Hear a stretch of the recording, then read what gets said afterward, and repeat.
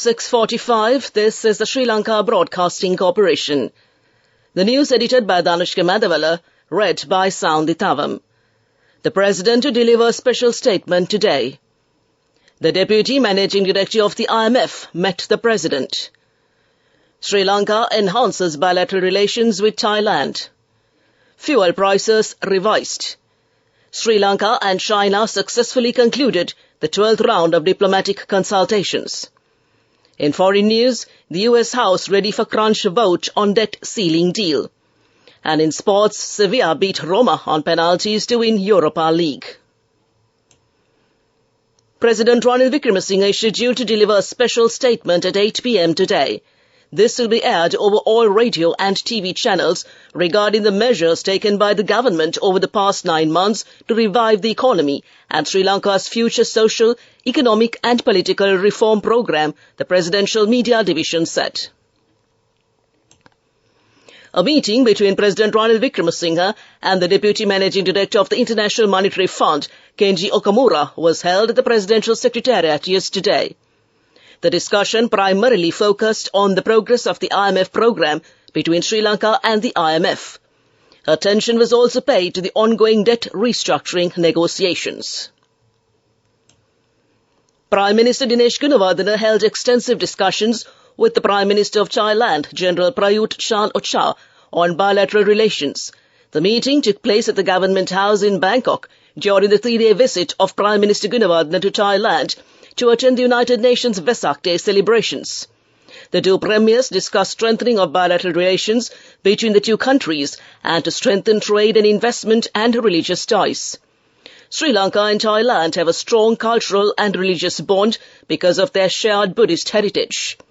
The Siam Nikaya, which originated in Thailand, is one of the most revered monastic orders in Sri Lanka. Sri Lanka is Thailand's 4th largest trade partner in South Asia, behind India, Bangladesh and Pakistan. Thai Prime Minister Prayut Chan-o-cha suggested that the countries could encourage cooperation by leveraging their different comparative advantages. He said the Colombo port city is a great opportunity for all the countries in Asia and many Thai entrepreneurs will invest in the port city. He also opined that Thailand is well placed to polish and cut gemstones from Sri Lanka as well as to market them. This division of labour would also help to reduce direct competition on the global market for both countries. Prime Minister Gunawardena briefed the Thai Prime Minister about the plans implemented by the government to overcome the economic crisis and to revive economic activities. He also stressed the government plans to have closer economic cooperation with ASEAN member countries. This news broadcast comes to you from the Sri Lanka Broadcasting Corporation. The Ceylon Petroleum Corporation has revised the prices of fuel with effect from midnight last night. Meanwhile, the price of petrol 92 octane was reduced by 15 rupees per litre. The new price is 318 rupees. The price of a litre of petrol 95 octane increased by 20 rupees and the new price will be 385 rupees. Super diesel price was increased by 10 rupees and the new price would be 340 rupees. The price of kerosene was reduced by 50 rupees to 245 rupees. Industrial kerosene reduced by 60 rupees to 270 rupees. Sri Lanka and China successfully concluded the 12th round of diplomatic consultations between the two countries recently. The consultations were co-chaired by the Secretary, Minister of Foreign Affairs of Sri Lanka, Aruni Vijayawardena, and the Vice Minister of Foreign Affairs of the People's Republic of China, Sun Weidong, at the Ministry of Foreign Affairs in Colombo. The discussions focused on bilateral cooperation, economic and trade cooperation, current economic recovery process, the livelihood assistance and financial support, people-to-people exchanges, and multilateral cooperation between the two countries.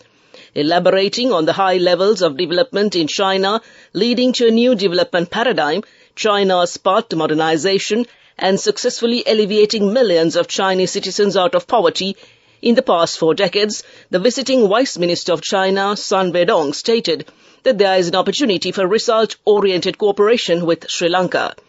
Foreign Secretary Aruni Vijayawardena appreciated China's assistance to Sri Lanka during the challenging period and sought China's support in expanding Sri Lanka's exports to China, particularly the export of Ceylon cinnamon, seafood, fruits and vegetables and gemstones.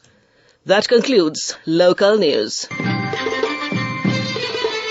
The main news story is brought to you by Siddhalepa Vedamahatmya. The Sri Lanka Transport Board has taken steps to deploy 400 additional buses in Anuradhapura for the convenience of pilgrims participating in the Posan Festival. It was revealed by the Posan Festival Committee that a large number of pilgrims would arrive in Anuradhapura to participate in the Posan Festival this year on June 2nd, 3rd and 4th. Currently, there are about 400 buses in the North Central Province. Steps have been taken to run the Anuradhapura-Mihintale special bus service around the clock from tomorrow to the 5th of this month for the Posan Festival. The North Central Road Passenger Transport Authority also runs private buses according to a schedule and came to you in the main news story. The main news story was brought to you by Siddhalepa Vedamahatmya. Moving on to Watchlight, there has been a significant increase in the dengue cases reported within the last couple of months. Dr. Ananda Vijay Vikrama says that there is a risk of a dengue epidemic with the coming monsoon. He also mentioned that 60 to 70 patients come to the IDH hospital for treatment every day and that the number is growing rapidly. The general public is requested to clean all mosquito breeding grounds. It is the responsibility of all the people in the country to prevent this menace, and came to you in Watchlight. On to a bulletin of world news making headlines this morning. The US House ready for crunch vote on debt ceiling deal. Mike Pence prepares to challenge Trump in 2024 run. And Bakhmut falls silent as Russia and Ukraine trade air raids. The US politicians have agreed on a deal to raise the debt ceiling with a vote from Congress expected this evening. Several Republicans and Democrats opposed the agreement between Republican Speaker Kevin McCarthy and President Joe Biden. But party leaders are confident it will pass the House tonight and be sent to the Senate later this week. The bill suspends the U.S. debt ceiling for 2 years, deferring the decision to raise it until after the 2024 presidential election. The U.S. would begin defaulting on its $31.4 trillion debt if Congress doesn't raise the borrowing limit by the 5th of June. The race for the 2024 Republican White House nomination is about to heat up as two long-tipped contenders enter the fray. Former U.S. Vice President Mike Pence and ex-New Jersey Governor Chris Christie are poised next week to join the increasingly crowded field. It places a big political target on the back of the current frontrunner, former President Donald Trump, setting the stage for what promises to be an acrimonious contest. The eventual winner looks likely to challenge President Joe Biden, a Democrat, in the election of November next year.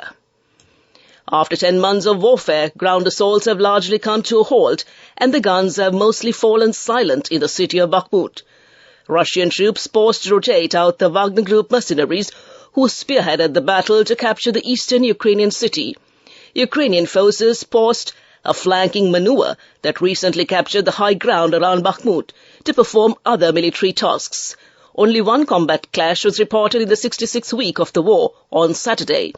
Russia claimed victory in Bakhmut on May 21st, and 9 days later, Ukrainian Eastern Forces spokesman admitted the city itself was in Russian hands.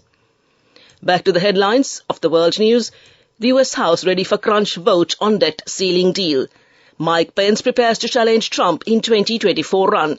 And Bakhmut falls silent as Russia and Ukraine trade air raids. That concludes this bulletin of world news. Development News. Minister Kanchana Wijasekara announced the Korea Institute for Advancement of Technology and the Ministry of Power and Energy signed an agreement on the development of the first floating solar development project in Sri Lanka.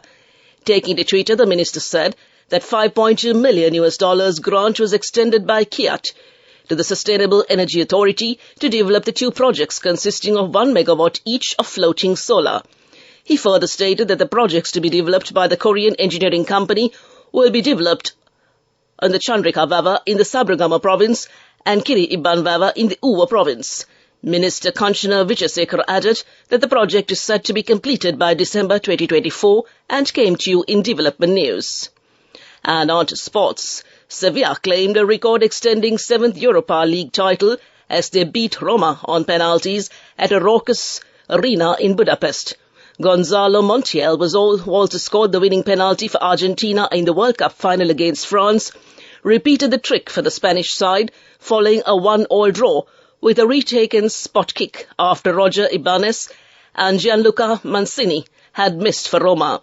The Spanish side have now won all 7 of the finals. They have played in the competition with captain Jesus Navas involved in the first triumph against Middlesbrough in 2006. Their most recent sees them qualify for the next season's Champions League despite finishing outside the top 4 in La Liga. And on to tennis, Novak Djokovic joined Carlos Alcaraz in the French Open third round as the pair remained on course for a semi-final meeting in Paris. Serbia's Djokovic, bidding for a men's record 23rd major singles title, beat Martin 7-6, 7-2, 6-0, 6-3. The win came after Djokovic was criticised for writing a political message about Kosovo on a camera lens at Roland Garros. All that came to you in sports news. We take a look at business news next. Go ekak thiyana youth eකට life එකේ change එකට නියමෙට set වෙන්න ඇස් වහගෙන දැකපු හින හැබැයි කරන්න youth එකට නියමෙට set වෙන friendship එක මෙන්න. The all-new NSB Ithru account, NSB IAM, a plan for your dream. Business News, sponsored by National Savings Bank, the safest place for your money. Amazon is to pay $25 million to settle all allegations that it violated children's privacy rights with its Alexa voice assistant. The company agreed to pay the U.S. Federal Trade Commission after it was accused of failing to delete Alexa recordings at the request of parents. It was found to have kept hold of sensitive data for years. Amazon's doorbell camera unit Ring will also pay out after giving employees unrestricted access to customers' data. That's business news. Economic news up next. Business News, sponsored by National Savings Bank, the safest place for your money. Go ekak thiyana youth එකට life එකේ change එකට නියමෙට set වෙන්න ඇස් වහගෙන දැකපු හින හැබැයි කරන්න youth එකට නියමෙට set වෙන friendship එක මෙන්න. The all-new NSB Ithru account, NSB IAM, a plan for your dream. On to economic news. The Agriculture Minister Mahinda Amaraveera said the price of a 50-kilogram bundle of urea fertilizer sold to farmers by the two government-owned fertilizer companies has been reduced to 9,000 rupees from June 15th. This decision was taken during a discussion on the reduction of urea yesterday. Another shipment of 31,500 metric tons of urea will arrive in Sri Lanka between June 10th and 12th. The minister said the step was taken to give the farmers the advantage of the increase in the value of the rupee against the dollar and the decrease in the price of urea in the world market. A bundle of urea fertilizer sold by the private sector for 42,000 rupees by the last Yalla season has now been reduced by the private sector to 11,000 rupees. The reason for this was that the government took steps to provide a bundle of urea fertilizer to farmers at a minimum price of 10,000 rupees and came to you in economic news. Weather report.